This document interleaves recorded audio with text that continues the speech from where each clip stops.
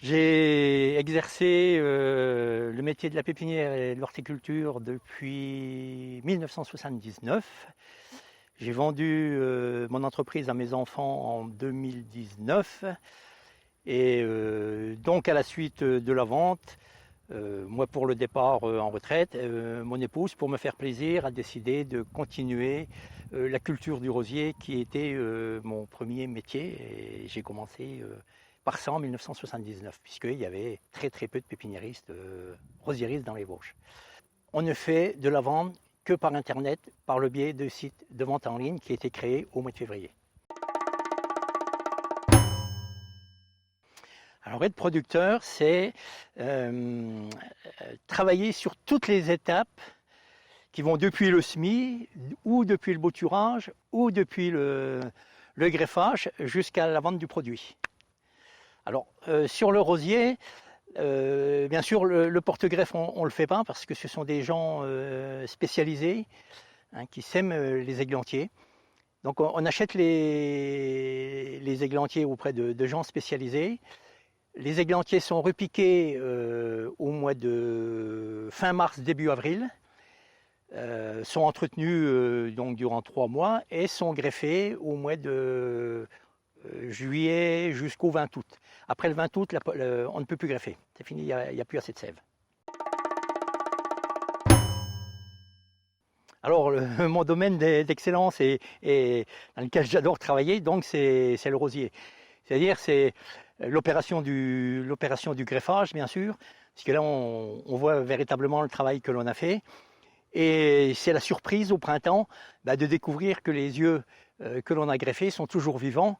Et quand on les voit démarrer, on se dit, ça y est, il y a déjà 50% du travail de fait.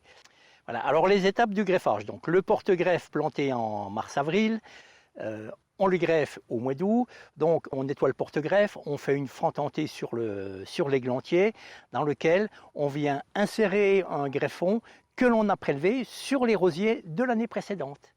Et après, on met un petit pansement qui s'appelle une oculette, qui va empêcher le dessèchement du greffon et qui va bien serrer le greffon contre le porte-greffe afin que la sève qui est dans le porte-greffe passe dans le greffon pour que les tissus se marient.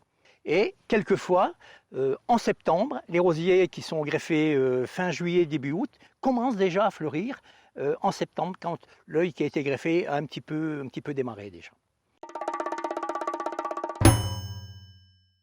Alors pour tout ce qui est rosier, on est depuis maintenant 7 ans, je pense, 7-8 ans, zéro désherbant, en travaillant avec que des outils mécaniques.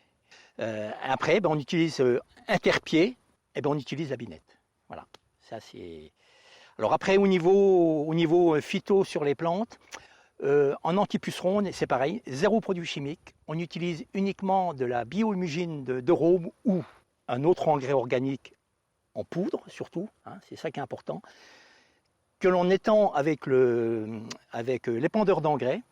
Donc on pulvérise carrément sur les rosiers, donc ça apporte un amendement au sol et c'est un excellent anti-puceron. Alors l'entreprise demain, c'est un peu difficile. Pour moi, développer un site internet, c'était un petit peu l'aboutissement de ma carrière. Donc j'ai pas pu le faire avant.